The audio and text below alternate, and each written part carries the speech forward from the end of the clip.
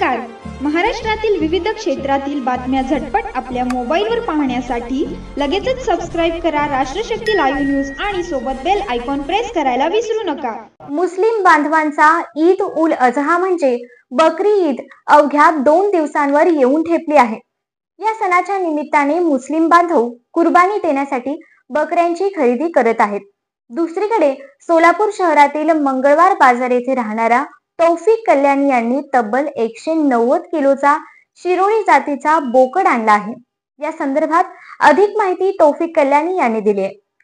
सोलापूर शहरातील मिरची व्यापारी तौफिक कल्याणी यांनी मध्य प्रदेश येथील इंदूर जवळ असलेला देवास या गावातून शिरोळी या जातीचा बोकड आणला. हा बोकड दिसायला सुंदर आहे तर वजनाला तब्बल 190 किलोचा आहे.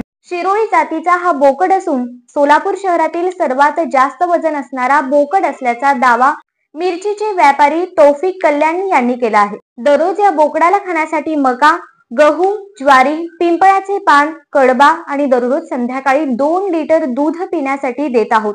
हा बोकड पाहण्यासाठी सध्या व्यापारी तौफिक कल्याणी यांच्या घरी नागरिक गर्दी करत आहेत.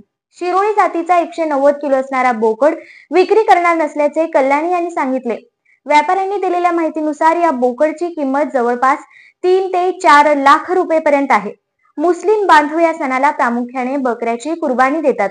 सोलापूर जिल्ह्यात मंगळवार बाजार, मार्केट यार्ड, मंद्रुप, मोहोळ, कामती, सांगोला, बेगमपूर तसेच मोडनिंब या ठिकाणी बोकड खरेदी विक्री करण्याचा बाजार भरत आहे. तर या ठिकाणी शिरोही, तोतापुरी, राजस्थानी, अजमेरी, कोठा, उस्मानाबादी आदी जातींची बोकड विक्रीसाठी व्यापारी आणत आहेत. तर काही मुस्लिम बांधव कुर्बानीसाठी मेंढ्यांची देखील खरेदी करत असताना दिसत आहेत.